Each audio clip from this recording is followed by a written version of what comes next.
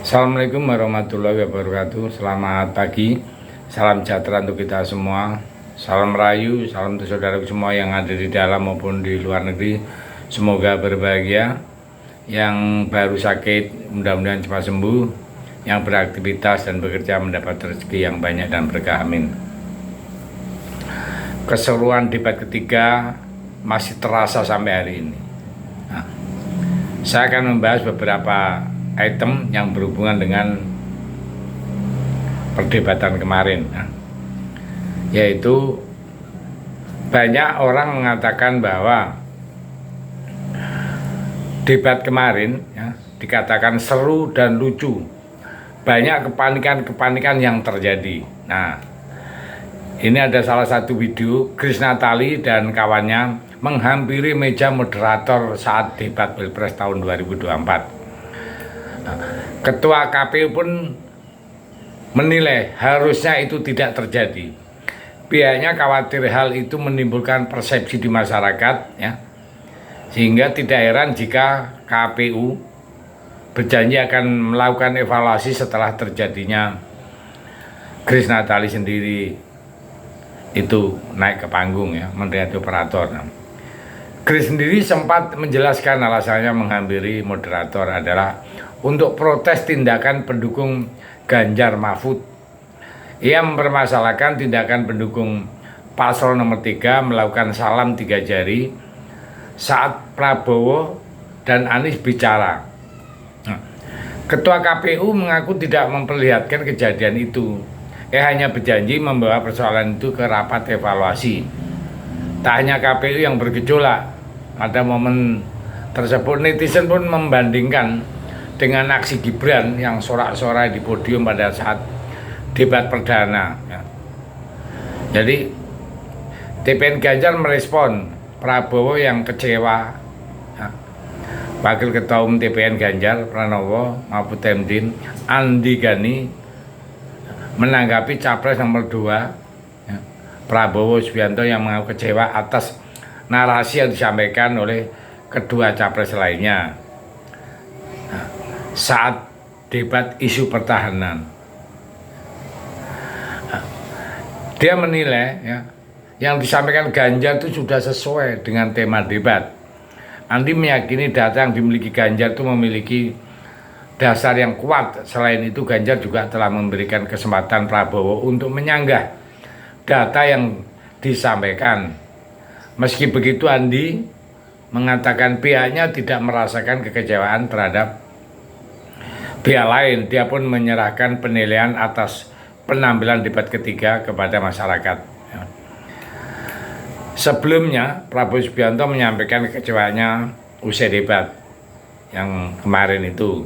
Dirinya merasa kecewa atas narasi yang disampaikan kedua capres lainnya.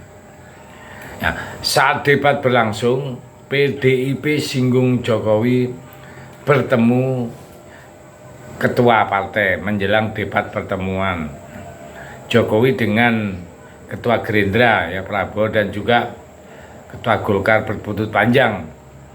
Sekjen PDIP Hasto Kristianto mengatakan ketentuan TNI Polri dan aparatur sipil negara atau ASN netral dalam Pilpres tahun 2024 harus betul-betul dijalankan. Hasto menyebut Presiden Joko Widodo juga harus mempraktekkan netralitas tersebut.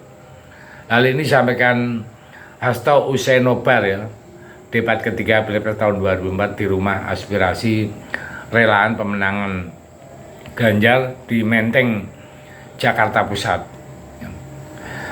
Hasto mulainya tanya soal pertemuan pimpinan partai politik Koalisi Indonesia Maju yang mengusung Prabowo Gibran pada Pilpres tahun 2024. Hasto menyebut pertemuan tersebut merupakan pertemuan antara Presiden dan Menteri Kabinet.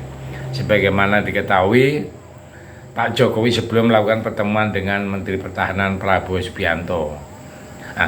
Pertemuan dilanjutkan bersama Menko Bidang Perekonomian Hartarto dan Menteri Perdagangan Zulkifli Hasan. Namun Hasto mewanti-wanti Jokowi itu harus netral dalam Pilpres tahun 2024. memastikan pemilu berjalan demokratis dan netral itu, sehingga kritikan Hasto saya pikir itu memang masuk akal karena masyarakat luas juga membahas masalah ini.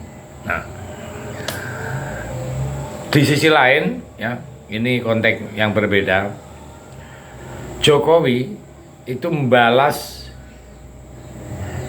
kritikan Anies tentang kenaikan gaji era SBY. Nah,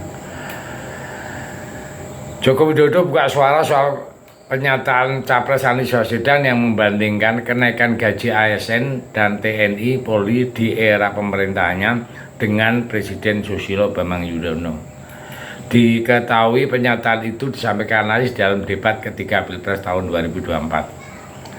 Jokowi pun menekankan sebuah keputusan maupun kebijakan yang diambil itulah dipikirkan secara matang, termasuk soal kenaikan gaji, ya, gaji ASN dan gaji TNI Polri.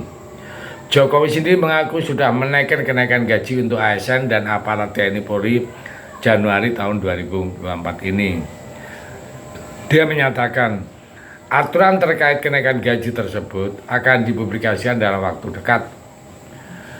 Jokowi berharap kenaikan gaji tersebut bisa meningkatkan kesejahteraan dan berdampak pada perekonomian. Jokowi mengakui belum terima undangan, ya. Kita bicarakan sesi lain ya. Jokowi itu belum terima undangan hari ulang tahun PDI. Jadi isu Presiden Jokowi menghindari hari ulang tahun PDI yang berkunjung ke luar negeri sudah menemukan titik terang, yaitu Presiden Joko Widodo mengkonfirmasikan belum mendapat undangan hari ulang tahun ke-51 PDI Perjuangan.